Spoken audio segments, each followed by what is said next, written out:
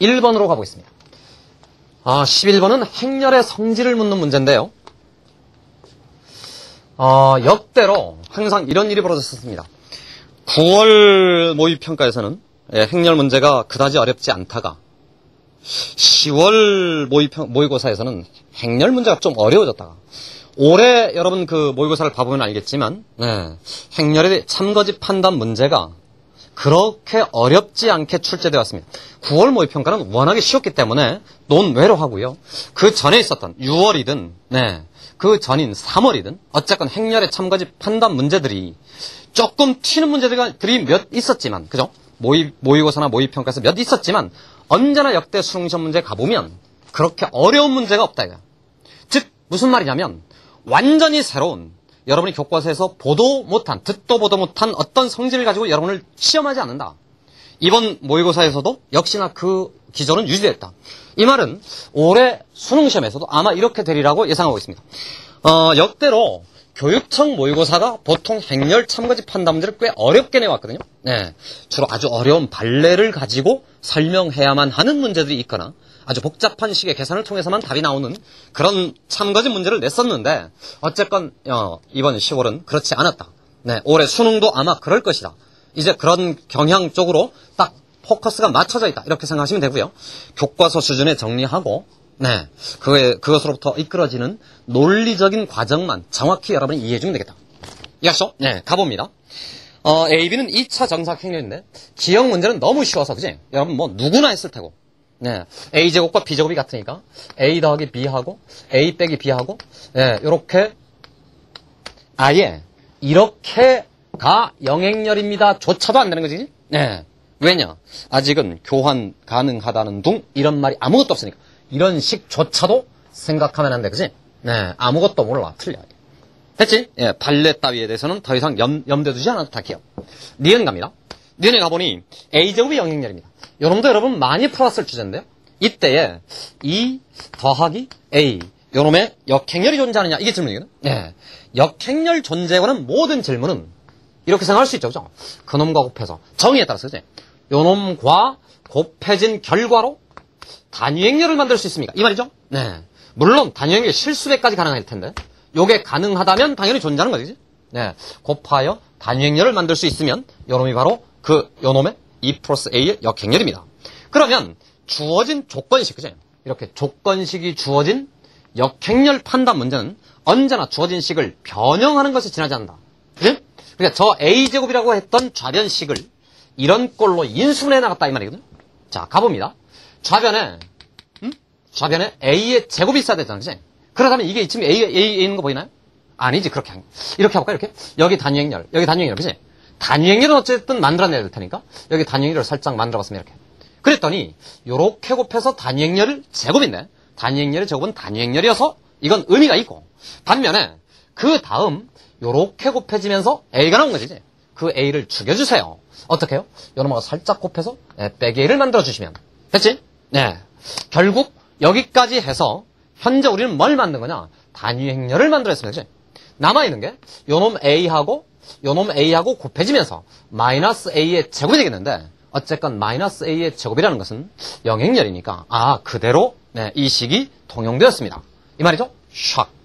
그러니까 결국 얘가 바로 역행렬이었군요. 이렇게 생각할 수 있겠죠? 그죠? 이게 니은이었고요. 그래서 니은은 참이 되겠습니다. 다음 디귿 가볼까요? 디귿에 가봤더니 디귿은 A가 단위행렬이 아니고 A의 제곱에 요놈 값이 A면 요렇다면 과연 A의 역행렬은 존재하지 않느냐? 존재하지 않는다. 요놈의 참것을 따지라 했는데 자, 이 문제를 어떻게 푸셨나 여러분들께서?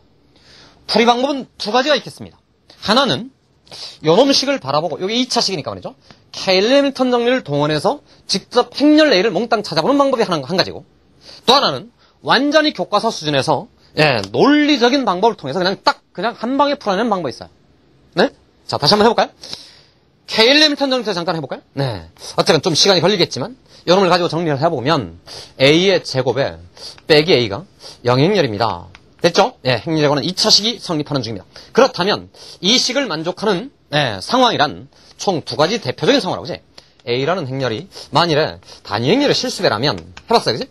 그러면 k의 제곱 빼기 k 이퀄 제로니까 k의 값은 결국 1이거나 또는 0이 되겠습니다.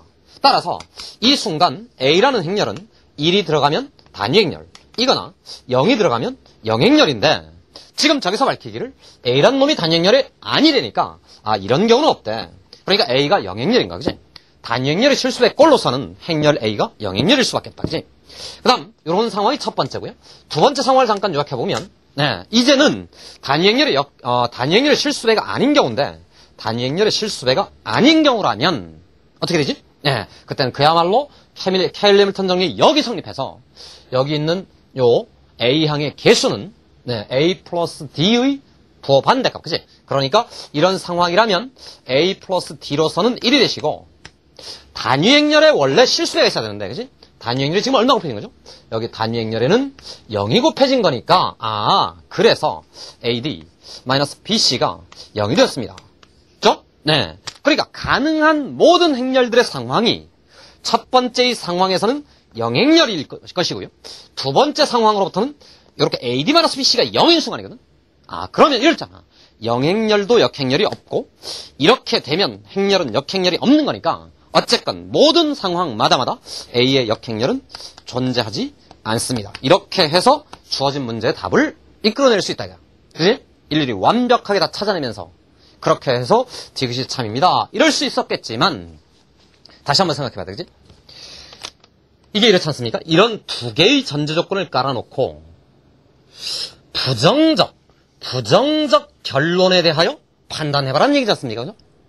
언제나 저렇게 부정적 진술에 대한 판단을 내릴 때에는, 그지? 어떻게? 귀류법으로. 이해하시죠? 귀류법. 귀류법이 이해하시죠? 대우명제 말이죠, 그죠? 얘를 부정해봅니다, 그죠? 만일에 해보는 거지. if, 뭐라고? A의 역행렬이 존재한다면 해보는 겁니다. 그렇다면, 너무나도 단순하게 주어진 이 조건식의 양변에다가 뭘 곱할 수 있어? 역행렬을 곱할 수 있잖아요. 역행렬이 존재한다는 말이 제곱을 어쨌건 다운시킬 수 있습니다. 이런 얘기죠. 그러니까 저 식은 어떻게 바뀌느냐. 그 순간에 A 인버스를 곱하면 좌변에는 A가 나오시고 우변에는 단위행렬. 그런데 이 식의 정체 자체가 얘랑 정면으로 충돌되고 있죠. 그죠? 그러니까 모순이 되는군요. 그지? 역행렬이 존재한다면 모순이 되었습니다. 그지? 그러니까 존재하지 않습니다. 이렇게 결론을 내릴 수 있다. 됐지? 이렇게 교과서 수준의 기본 정리와 단순한 논리를 가지고도 충분히 문제가 풀릴 수 있도록 아마 출제될 것이다. 이렇게 말씀드릴 수 있습니다. 되겠죠? 11번 문제였고요.